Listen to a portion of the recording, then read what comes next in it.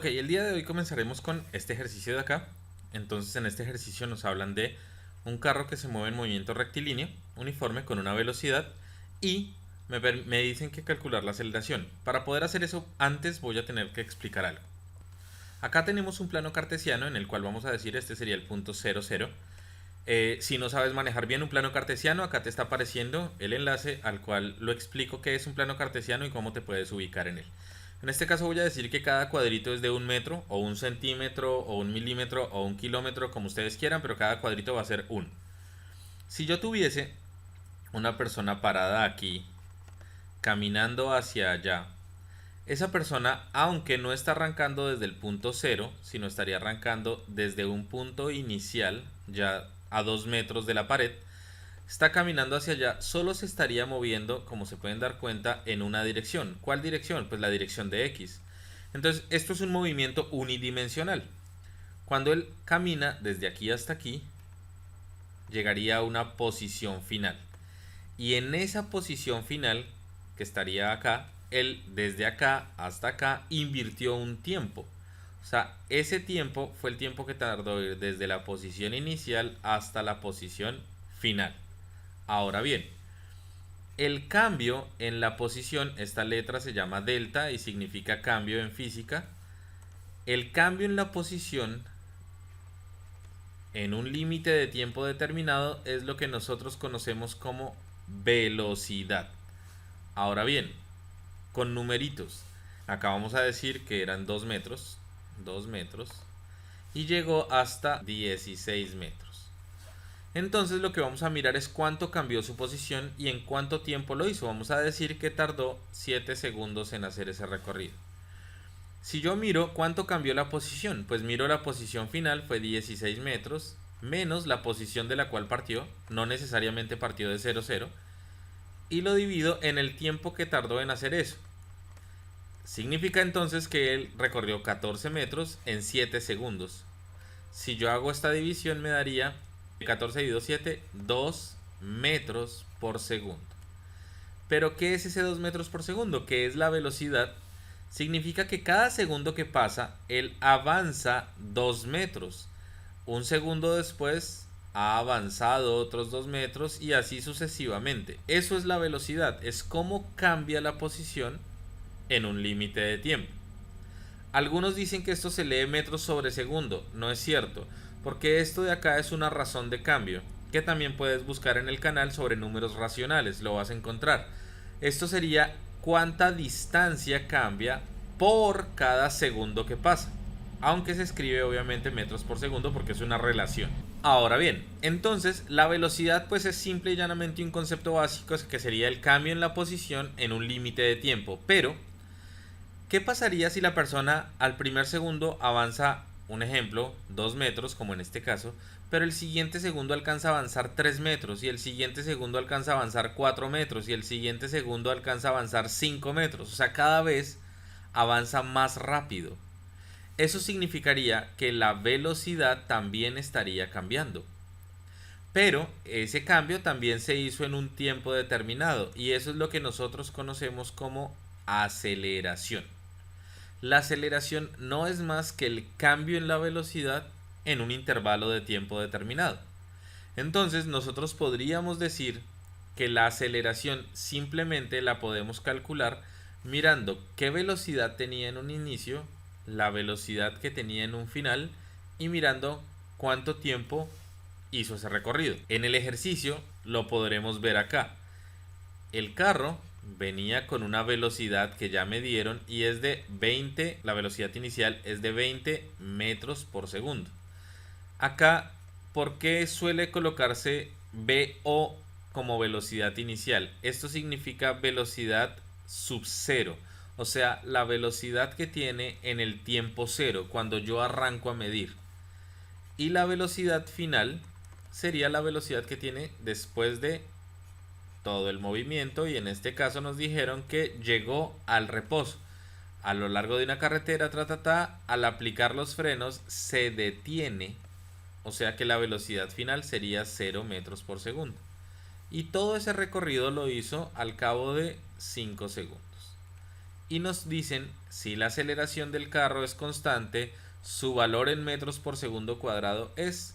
¿Por qué metros por segundo cuadrado? Sencillo, metros por segundo cuadrado. Vamos a descomponer eso. Metros por segundo cuadrado significa abajo segundo por segundo, ¿no? Eso es segundo cuadrado. Pero si ustedes se fijan, este primer metros por segundo sería una velocidad. Y nos está diciendo que esta velocidad cambia cada segundo que pasa. Significa entonces que él tenía una velocidad inicial de 20 metros por segundo. Un segundo después, su velocidad debió haber cambiado. Otro segundo después, otro segundo después, otro segundo después, hasta terminar con una velocidad de 0 metros por segundo. Y eso es lo que vamos a calcular. Entonces, ¿cuánto sería la aceleración? Pues voy a mirar cuánto cambió la velocidad. Su velocidad final es de 0 metros por segundo. Y le voy a quitar la velocidad inicial, que era la que ya traía.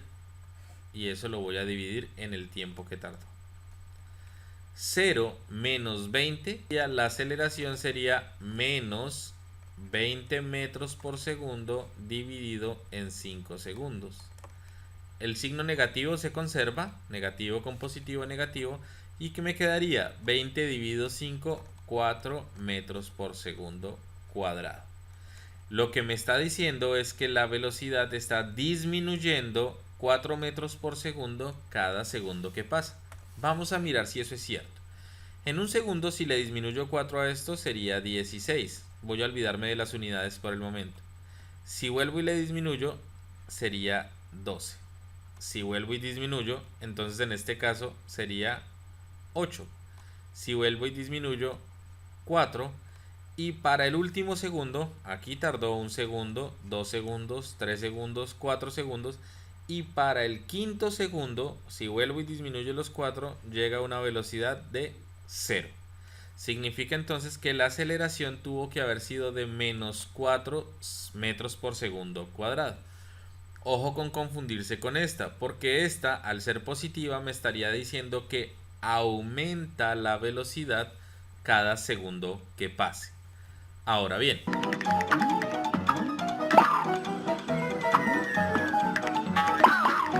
regresando a nuestro plano cartesiano, si nosotros dijéramos que tenemos por acá, vamos a colocar un edificio por acá. No soy muy bueno para dibujar, pero es un edificio. Y resulta que acá hay una persona que venía corriendo, se deja caer del edificio y cae por acá.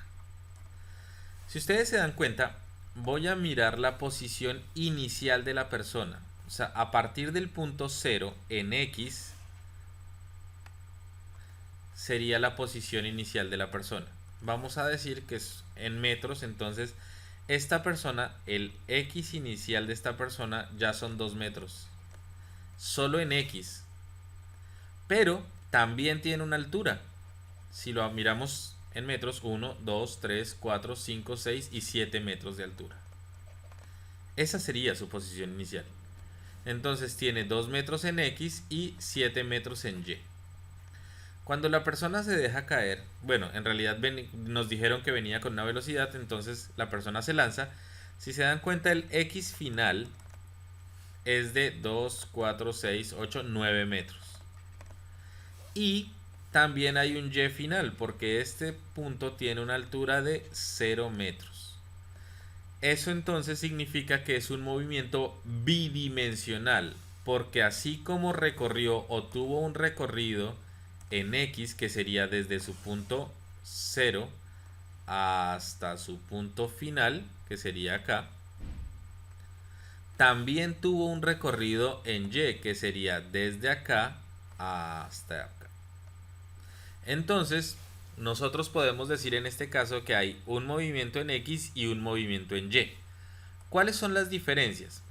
Si a mí me dijeron que él tenía una velocidad en X, o sea, solo me rige en esta dirección, que es la dirección de X, esa velocidad desde aquí hasta aquí se va a conservar. La velocidad solo cambia, es un cambio en la posición en un límite de tiempo, ya lo sabemos, pero la velocidad solo cambia a menos que una fuerza se aplique y cause una aceleración, que ya sabemos que es el cambio en la velocidad. Entonces, si no hay nada que lo detenga o que lo acelere de alguno de los dos lados, en X su velocidad se va a conservar. O sea que en este caso podemos decir que la velocidad en X es constante. O sea, él se va a seguir moviendo. Acá obviamente cuando llega al suelo pues ya no tiene cómo seguir en X.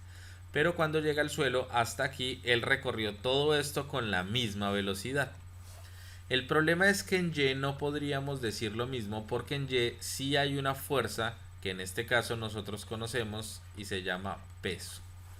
El peso es una fuerza que nos hace la Tierra, obligándonos a ir hacia el centro de ella. En realidad, el peso, que es la fuerza gravitatoria, lo hace todos los objetos que tengan masa. Pero en este caso nuestra masa es despreciable con respecto a la de la Tierra. Por lo tanto, la que prima o la que nos hace, como nosotros decimos, caer, sería la fuerza de la Tierra. En este caso, esa fuerza que lo obliga a ir hacia abajo, en todo momento me causa una aceleración. Y esa aceleración es lo que nosotros conocemos como aceleración gravitatoria o gravedad. Esa gravedad para el ICFES es de 10 metros por segundo cuadrado, teniendo en cuenta que ya expliqué lo del segundo cuadrado. Pero su valor numérico en realidad a una altura del nivel del mar es de 9,8 metros por segundo cuadrado.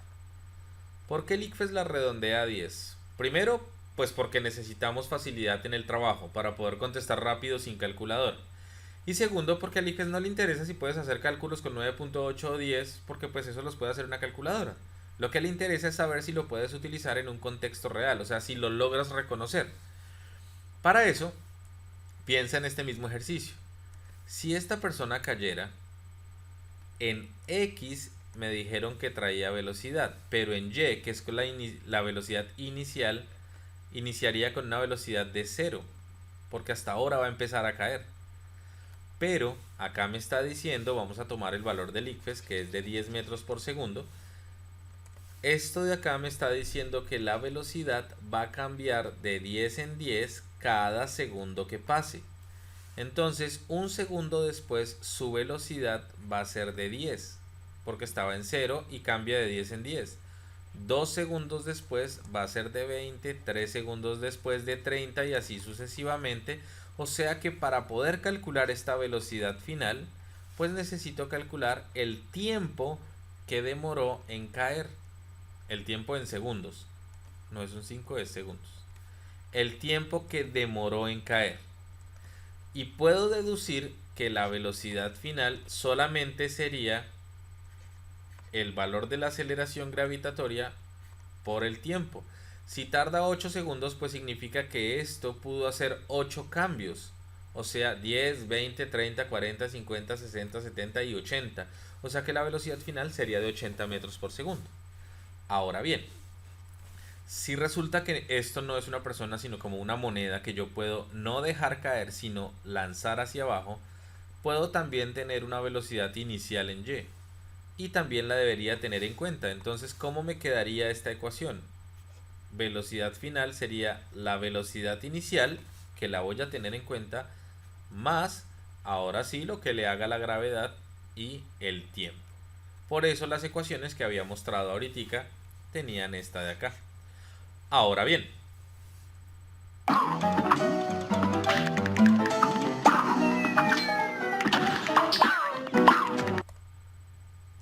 en este caso, como ya pudimos concluir, es de 4 metros por segundo, pero recuerden que eso es porque se estaba moviendo en X. Si se estuviera moviendo en Y, la aceleración que nosotros podemos tener desde el inicio ya sabemos que es de 10 metros por segundo cuadrado, y siempre que el movimiento sea en Y, ya sea hacia abajo o hacia arriba, la vamos a tener que tener en cuenta.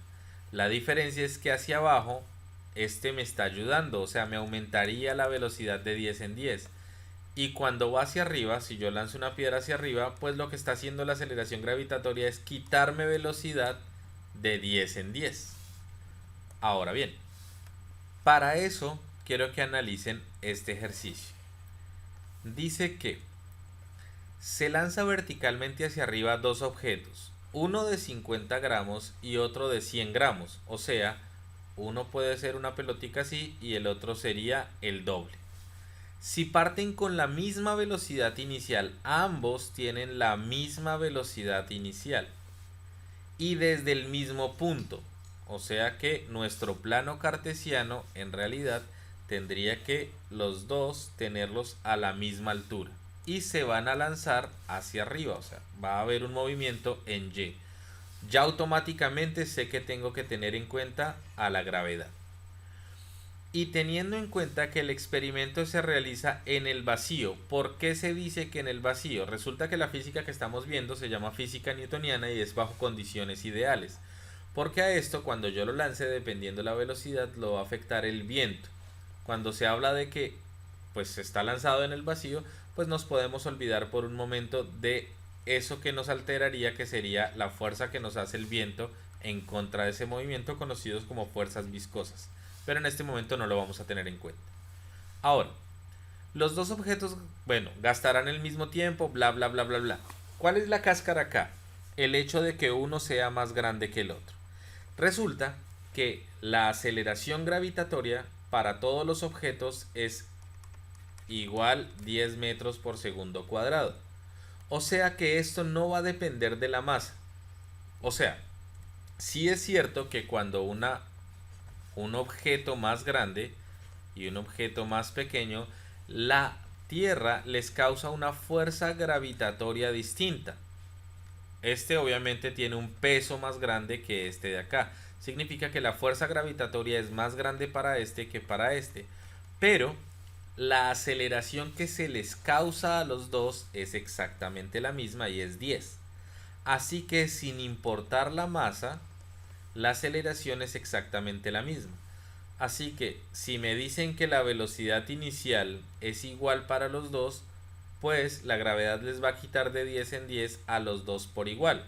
Un ejemplo, si me dijeran que la velocidad es de 50 metros por segundo, un segundo después van a tener 40, 2 segundos van a tener 30, 3 segundos 20, 4 segundos 10 y al quinto segundo ya habrán llegado a su altura máxima y empezarán a devolverse porque ya no les queda velocidad para seguir subiendo. Los dos objetos se moverán con la misma aceleración. Ya aquí encontramos la verdadera y ya sabemos que esta aceleración con la que se mueven los dos es 10.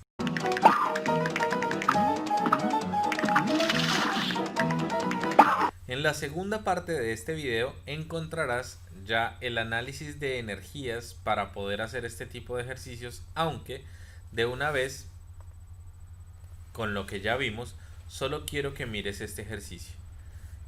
Este objeto va a caer hacia acá, pero como te puedes dar cuenta, está en dos direcciones. Una es hacia acá, que es Y, pero también desde este punto se desplazó en X. Así que tenemos un movimiento bidimensional con una aceleración de caída. Como es una aceleración acá, cuando llegue a este punto y ya no siga bajando, solo se moverá en X. Y resulta que en X me están diciendo que está sobre una pista de madera. Todos sabemos que cuando llegue acá, en una pista de madera, pues esto no se seguirá moviendo eternamente, porque la fricción lo va a empezar a frenar. Entonces, me preguntan que la gráfica de distancia, tengan en cuenta algo. Como hacia abajo se está acelerando, cada vez él tendrá que ir avanzando más distancia, recorriendo más rápido la distancia porque está siendo acelerado. Y luego acá, si ustedes se dan cuenta, desde este punto, él sigue recorriendo distancia, pero cada vez más lento, hasta que se frene. O sea que él seguirá subiendo, pero cada vez más lento, más lento, más lento, más lento, hasta llegar a frenar. Entonces, adquiere una distancia rápidamente y luego seguirá aumentando la distancia, pero cada vez más lento. Y obviamente, como lo podemos ver acá. Entonces, en el siguiente ya veremos la parte de energías que necesitan para resolver este de acá.